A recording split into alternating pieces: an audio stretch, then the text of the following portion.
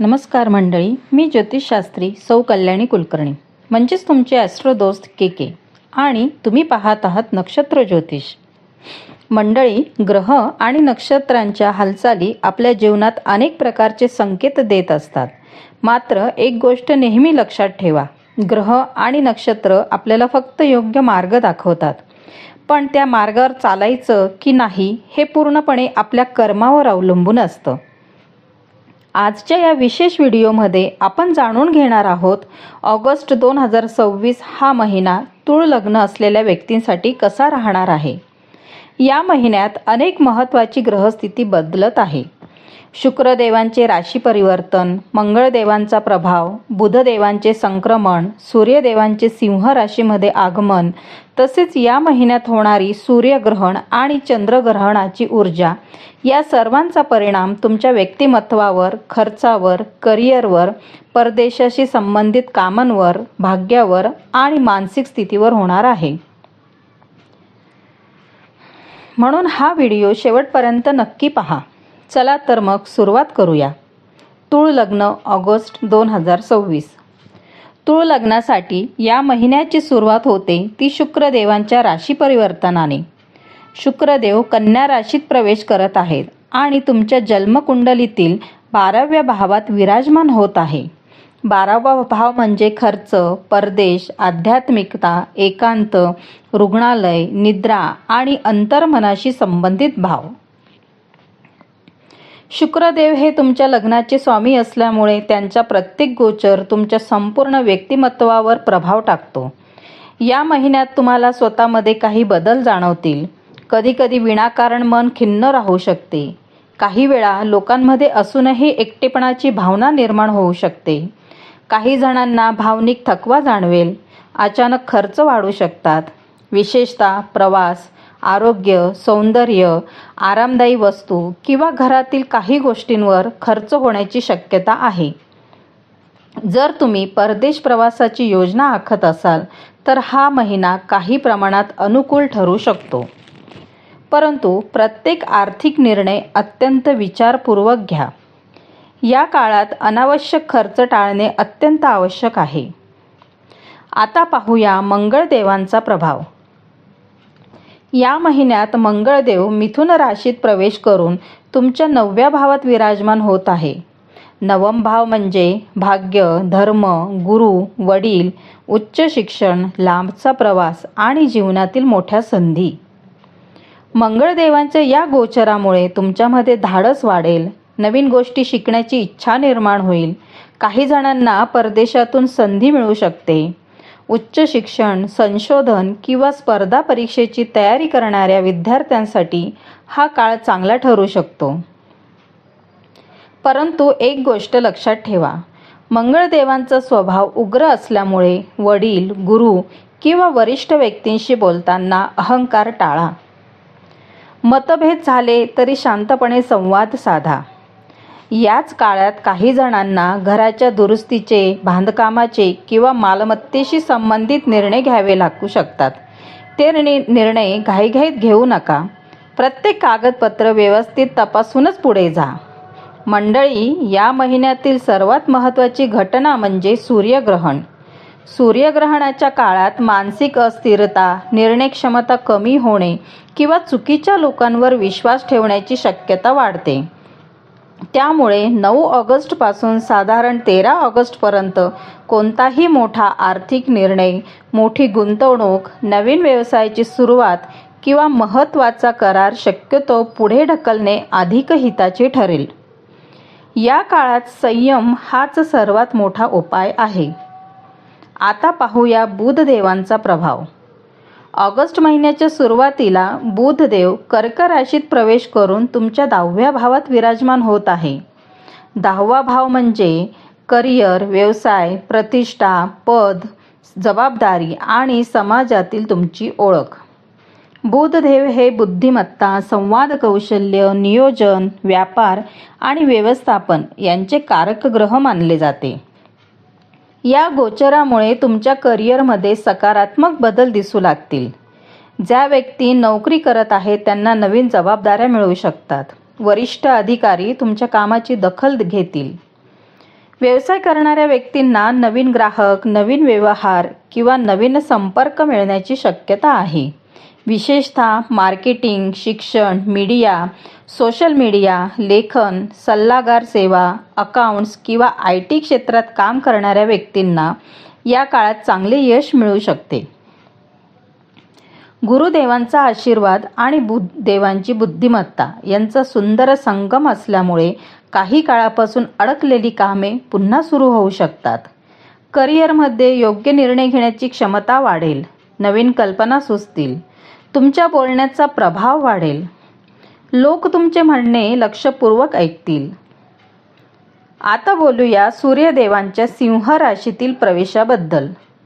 सूर्यदेव सिंह राशीत प्रवेश करताच तुमच्या 11व्या भावावर प्रभाव निर्माण होईल. 11वा भाव म्हणजे लाभ, उत्पन्न, मित्रपरिवार, सामाजिक प्रतिष्ठा, मोठ्या इच्छा आणि भविष्यातील ध्येय. या काळात काही महत्त्वाच्या व्यक्तींची ओळख होऊ शकते. जुन्या मित्रांकडून पुन्हा संपर्क येऊ शकतो. ज्या व्यक्ती सोशल मीडिया, यूट्यूब, व्यवसाय नेटवर्किंग किंवा सार्वजनिक क्षेत्रात काम करतात त्यांच्यासाठी हा काळ विशेष लाभदायक ठरू शकतो. परंतु येथे एक महत्त्वाची गोष्ट लक्षात ठेवावी लागेल. सूर्यदेवांसोबत केतुदेवांचेही प्रभाव असल्यामुळे काही वेळा अहंकारामुळे गैरसमज निर्माण होऊ शकतात. काही मित्र दूर जाऊ शकतात. काही व्यक्ती तुमच्या यशाचा हेवा करू शकतात. म्हणून प्रत्येकाशी नम्रपणे वागा. स्वतःची प्रगती शांतपणे करा. अनावश्यक वादविवाद टाळा. विशेषतः सोशल मीडियावर कोणतीही प्रतिक्रिया देताना विचारपूर्वक शब्द वापरा. आर्थिकदृष्ट्या हा महिना मिश्र स्वरूपाचा राहू शकतो. एका बाजूला नवीन उत्पन्नाचे मार्ग दिसतील तर दुसऱ्या बाजूला खर्चही वाढण्याची शक्यता आहे. त्यामुळे उत्पन्न वाढलं म्हणून खर्चही वाढण्याची चूक करू नका. गुंतवणूक करताना अनुभवी व्यक्तींचा सल्ला घ्या. सूर्यग्रहणाच्या आसपास मोठी गुंतवणूक टाळणे अधिक योग्य ठरेल. कौटुंबिक जीवनाकडे पाहिल्यास या महिन्यात काही वेळा भावनिक चढ उतार जाणवू शकतात. तुम्हाला काही वेळ स्वतःसाठी हवा असेल. हे पूर्णपणे स्वाभाविक आहे. परंतु स्वतःमध्येच बंद होऊ नका. कुटुंबातील व्यक्तींशी संवाद कायम ठेवा. जीवनसाथीशी मनमोकळेपणाने चर्चा करा. लहान गैरसमज मोठे होऊ देऊ नका. कारण संवाद हा प्रत्येक नात्याचा पाया असतो. आरोग्याच्या दृष्टीने झोप अपुरी होणे, मानसिक ताण, डोळ्यांचा थकवा, अनियमित दिनचर्या आणि पचनाशी संबंधित किरकोळ त्रास जाणवू शकतो. योग, प्राणायाम, ध्यान आणि नियमित चालणे यामुळे शरीर आणि मन दोनही संतुलित राहतील. विशेषतः उशिरापर्यंत जागरण टाळा. मोबाईल किंवा स्क्रीनसमोर जास्त वेळ घालवणे कमी करा. कारण या महिन्यात मानसिक ऊर्जा जपणे अत्यंत महत्त्वाचे आहे. आता पाहूया या महिन्यातील दुसरी महत्त्वाची घटना. ती म्हणजे ऑगस्ट महिन्याच्या शेवटी होणारे चंद्रग्रहण. चंद्रग्रहणाचा परिणाम मुख्यतः आपल्या मनावर, विचारांवर, भावनांवर आणि निर्णय क्षमतेवर होत असतो. तूळ लग्नाच्या व्यक्तींनी या काळात कोणत्याही अफवांवर किंवा अपूर्ण माहितीवर विश्वास ठेवू नये. कोणतीही गोष्ट ऐकताच लगेच प्रतिक्रिया देण्याऐवजी तिची खात्री करून मगच निर्णय घ्या. या काळात काही जुन्या मित्रांशी किंवा ओळखीच्या व्यक्तींशी पुन्हा संपर्क होऊ शकतो. काही अपूर्ण राहिलेली कामे पूर्ण करण्याची संधी मिळू शकते. परंतु भावनेच्या भरात कोणतेही मोठे आश्वासन देऊ नका. मन शांत ठेवून परिस्थितीचे निरीक्षण करा. मंडळी, एक गोष्ट मात्र निश्चित आहे. ऑगस्ट महिना तुमच्यासाठी पूर्णपणे नकारात्मक नाही आणि पूर्णपणे सकारात्मकही नाही. हा महिना तुम्हाला एक महत्त्वाचा धडा शिकवणार आहे. तो म्हणजे संयम. ज्या व्यक्ती संयम ठेवतील, विचारपूर्वक निर्णय घेतील, खर्चावर नियंत्रण ठेवतील आणि अहंकारापासून दूर राहतील त्यांच्यासाठी हा महिना पुढील काही महिन्यांचा मजबूत पाया तयार करू शकतो. आता जाणून घेऊया काही सोपे पण प्रभावी उपाय. सर्वच उपाय केले पाहिजे असं नाही. पण जे शक्य आहे ते करा म्हणून काही पर्याय देत आहे.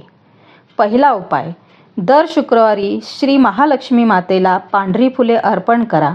शक्य असल्यास ओम श्री महालक्ष्मी नमः या मंत्राचा 108 वेळा जप करा. यामुळे शुक्रदेवांचा शुभ प्रभाव वाढण्यास मदत होईल. दुसरा उपाय, दर बुधवारी श्री गणेशाची उपासना करा. गणपती अथर्वशीर्ष किंवा ओम गण गणपतये नमः या मंत्राचा जप करा. यामुळे बुधदेवांचा आशीर्वाद मिळेल आणि निर्णय क्षमता अधिक मजबूत होईल. तिसरा उपाय, दररोज सकाळी उगवत्या सूर्यदेवांना तांब्याच्या लोट्यातून जल अर्पण करा. आदित्य हृदय स्तोत्र किंवा गायत्री मंत्राचे पठण करण्याचा प्रयत्न करा. यामुळे आत्मविश्वास वाढेल आणि करिअरमध्ये सकारात्मक ऊर्जा निर्माण होईल. चौथा महिना, या महिन्यात शक्य तितके दानधर्म करा. गरजूंना अन्नदान, विद्यार्थ्यांना शैक्षणिक साहित्य किंवा एखाद्या वृद्ध व्यक्तीची सेवा हे तुमच्या भाग्याला नवीन दिशा देऊ शकते. आता पाहूया या महिन्यातील कोणत्या गोष्टी टाळल्या पाहिजेल. अनावश्यक खर्च करू नका. भावनेच्या भरात मोठे आर्थिक निर्णय घेऊ नका. सोशल मीडियावर वाद टाळा. वरिष्ठ व्यक्तींशी उद्धटपणे बोलू नका. ग्रहणाच्या काळात अनावश्यक प्रवास किंवा मोठी गुंतवणूक शक्यतो पुढे ढकला. एकूणच ऑगस्ट 2026 हा महिना तुळ लग्नाच्या व्यक्तींना स्वतःकडे नव्याने पाहण्याची संधी देणारा महिना आहे.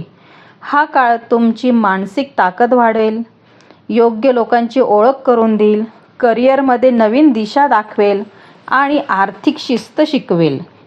जर तुम्ही संयम, सकारात्मक विचार आणि योग्य नियोजन ठेवले तर या महिन्याच्या शेवटी तुम्हाला स्वतःमध्ये एक सकारात्मक बदल नक्कीच जाणवेल. मंडळी, हा व्हिडिओ तुम्हाला आवडला असेल तर नक्की लाईक करा. तुमच्या कुटुंबियांसोबत आणि मित्रांसोबत हा व्हिडिओ शेअर करा आणि अजूनही नक्षत्र ज्योतिष चॅनल सबस्क्राईब केले नसेल तर आत्ताच सबस्क्राईब करा. मी ज्योतिषशास्त्री सौ कल्याणी कुलकर्णी म्हणजेच तुमची ॲस्ट्रो दोस्त के. पुन्हा भेटू एका नवीन आणि महत्त्वपूर्ण ज्योतिष विषयासह. तोपर्यंत नेहमी आनंदी राहा, सकारात्मक राहा आणि एक गोष्ट कायम लक्षात ठेवा, ग्रह आणि नक्षत्र आपल्याला फक्त मार्ग दाखवतात, पण आपलं कर्मच आपलं नशीब घडवतं. म्हणून नेहमी कर्मावर विश्वास ठेवा. धन्यवाद. जय श्री स्वामी समर्थ.